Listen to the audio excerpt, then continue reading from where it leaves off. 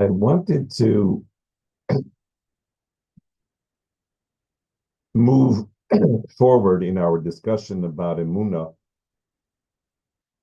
to another aspect of Emunah, which is very relevant to our times. So let's just summarize where we're up to. Where we're up to in is that there's an aspect of Emunah which is just acknowledging that our world is related to Hashem's will. So that when we about to eat something, we acknowledge Atah Hashem Elokeinu Melech Haolam. The same is true. We make a request, or we acknowledge something that happens in our lives, and we say Baruch Hashem, or we say Hashem Hu Elokim, or Ein Od Milvado. Any of the ways that we express our awareness that everything that happens is from Hashem. Then we talked about the fact that it's Hashem's will that there should be emes in the world, that there should be something reliable and true in the world. And that refers to the physical sciences, things that work. Those don't have to be something that's directly related to the way what we need.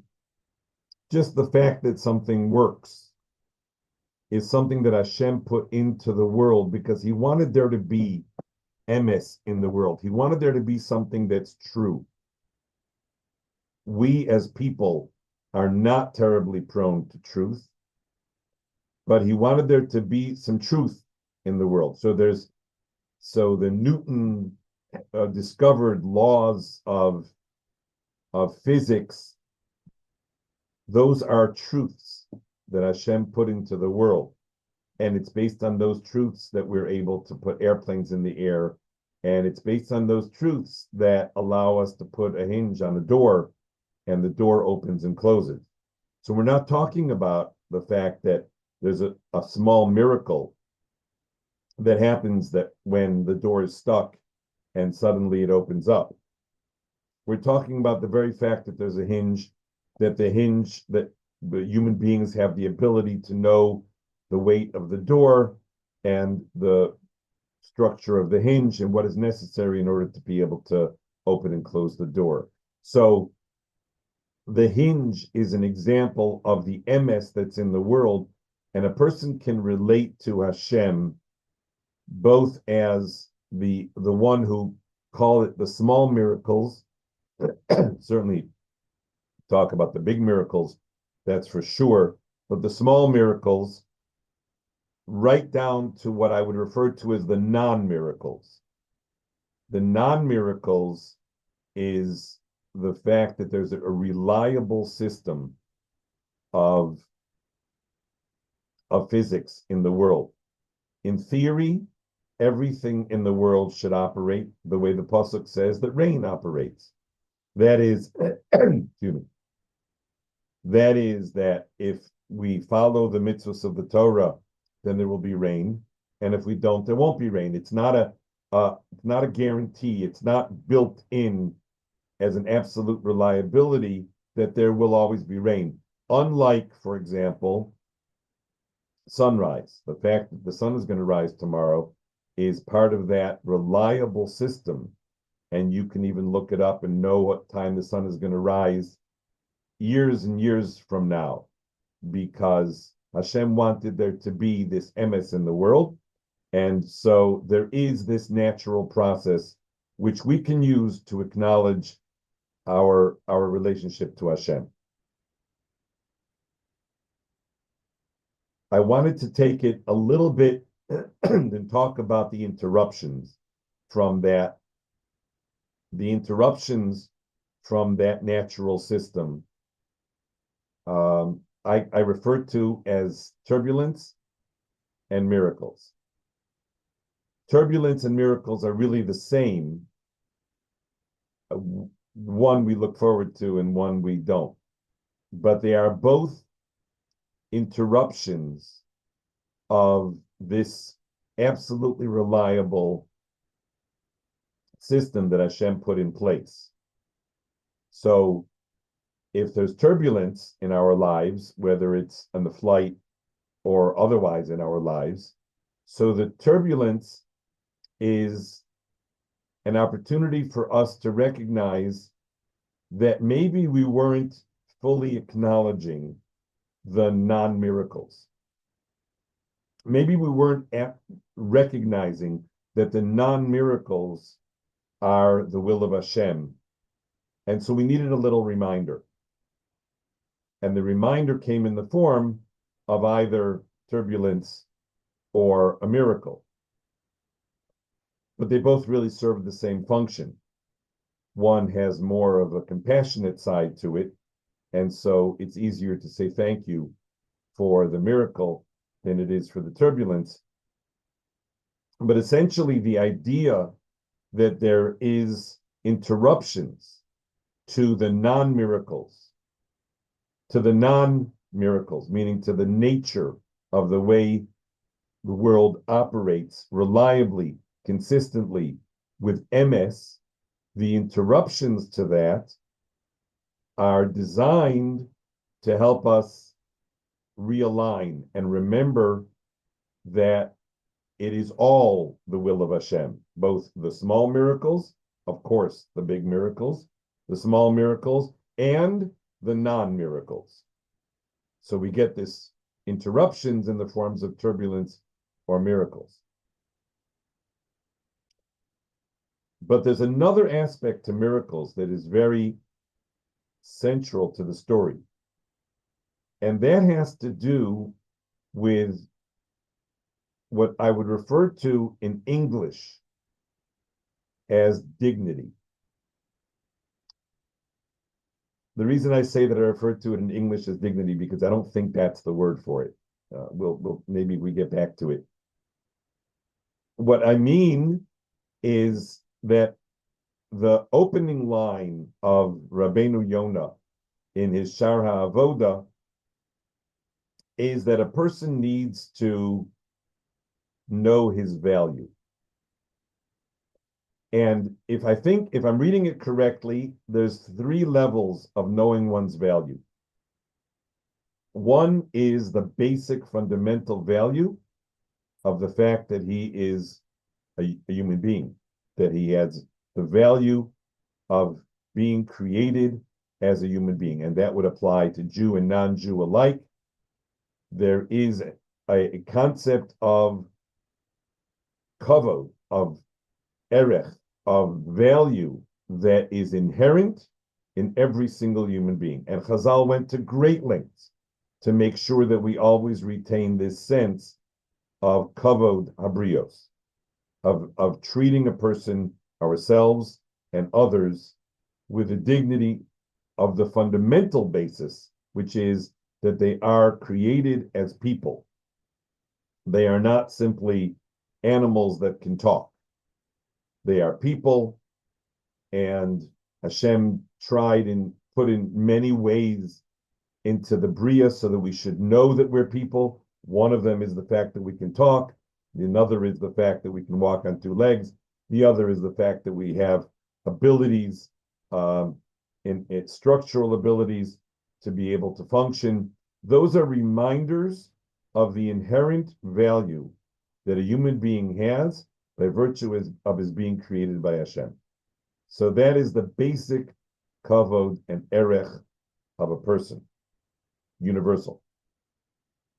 The next step up is a little bit less universal, but could be also universal. And that is ma'alosov uma'alas avosov. That is, the person has to come to grips with the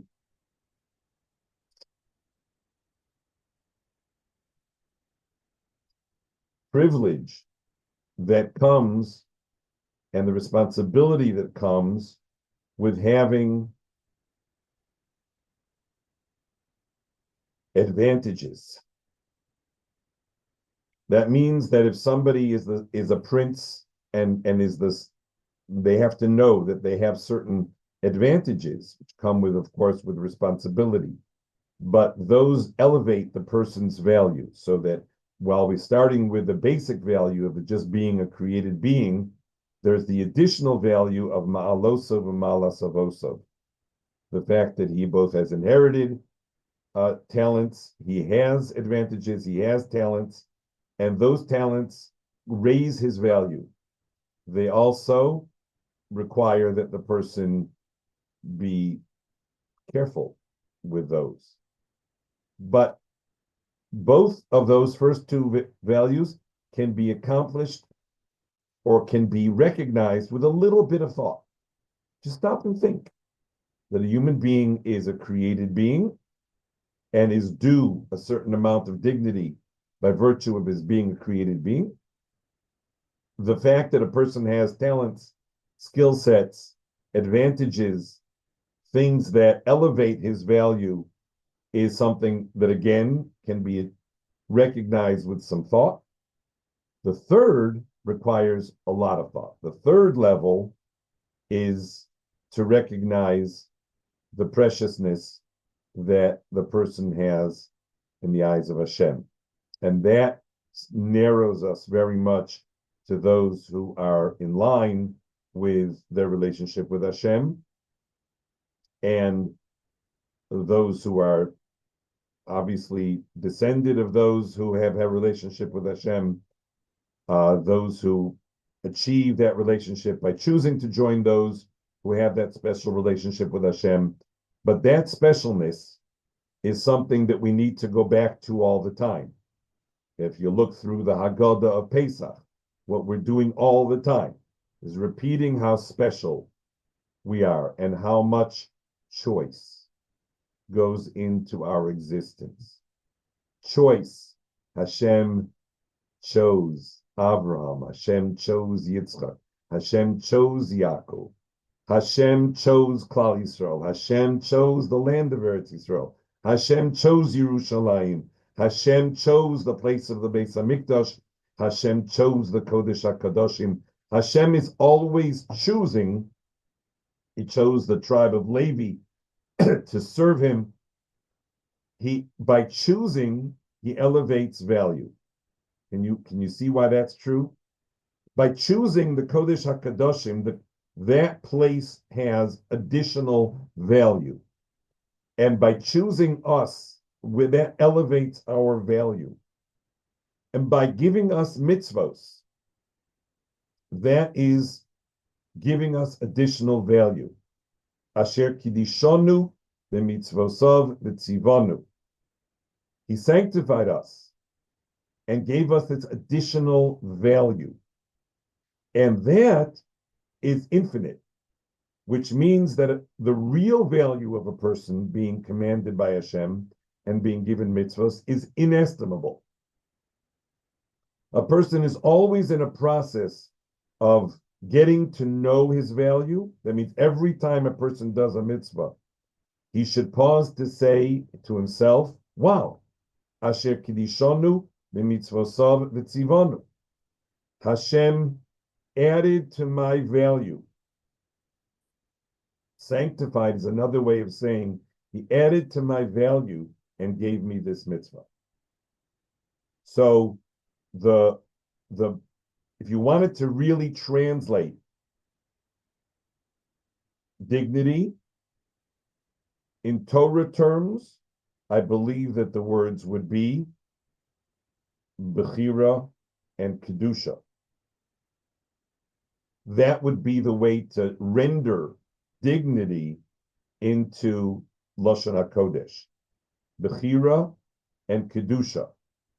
That the dignity that we get by the fact that Hashem chose us and gave us his Torah and gave us Eretz Yisrael and gave us a relationship with him through mitzvos, that is all meant to add to our value.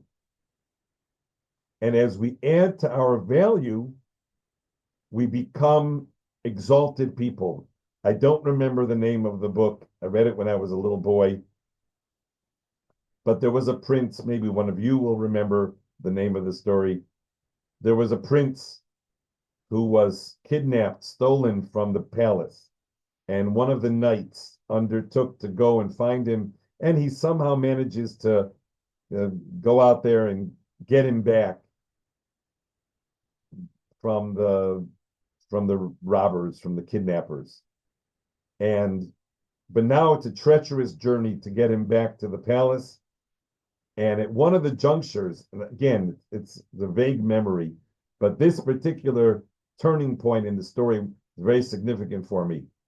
He manages to set up a tent where they're hiding out, and he wakes up this young man who he's not 100% sure that he's got the right person. I mean, he's not dressed in any sort of princely garments.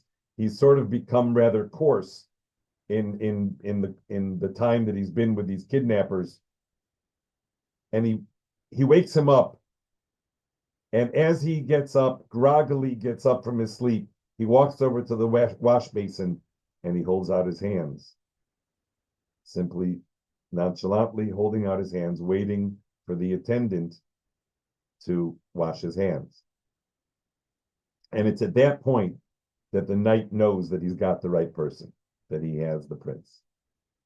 That message is the turning point in that story, and it's the turning point in our lives.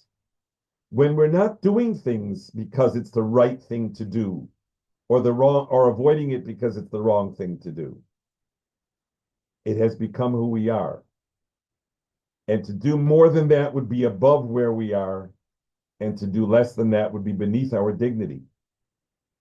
We've achieved an element we've internalized some of our value such that certain things, I don't have to worry about them. I don't have to worry that I'm going to do those things wrong. I don't have to put them on my list of to-dos, like avoid this, because I don't do those things, because they're beneath me. And so there is a value to having an internal sense of value, independent of having a set of rules of what I do need to do and what I have to avoid. Because it is that sense of internal value and internalized value that really is a much more reliable guide for our lives than the list of things that we should and shouldn't do. And so the Rabbeinu Yonah says that the push has to be on value. That's where the push has to be. And value seems to be always related to selection, bechira, and kedusha. And with those concepts, we shouldn't just think that, oh, we have a mitzvah to do, so we must do that mitzvah. We have to think that we have a mitzvah to do. That means that we were selected. Selected means value. And asher kidishanu b'mitzvosav v'tzivanu doesn't just mean that we acknowledge that this mitzvah comes from Hashem. We acknowledge that this mitzvah elevates us and increases our value. And every time we think about our value and we upgrade our value, even in the smallest degree, every time we upgrade our value, some things in our lives become easier. Something in your life becomes easier when you say Asher Kidishanu, the mitzvosav v'tzivanu, in the way that we're describing it. Something in your life will become easier because you will have upgraded your value.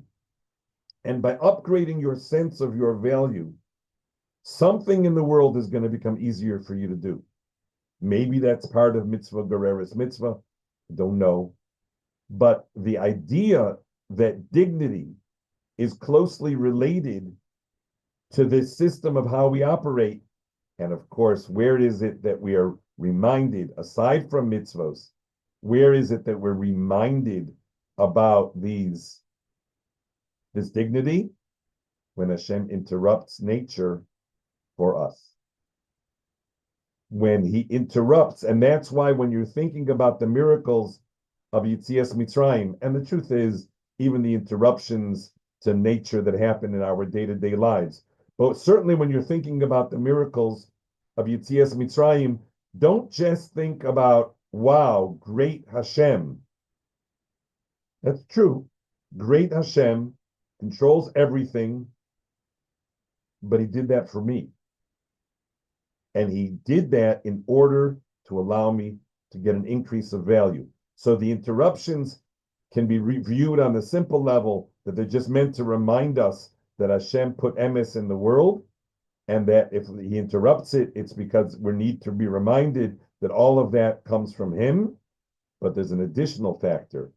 A miracle has the same, conveys the message of a choice, conveys the message of Kedusha. It conveys the message of Hashem's involvement, and very specifically, it conveys the message of our upgraded value.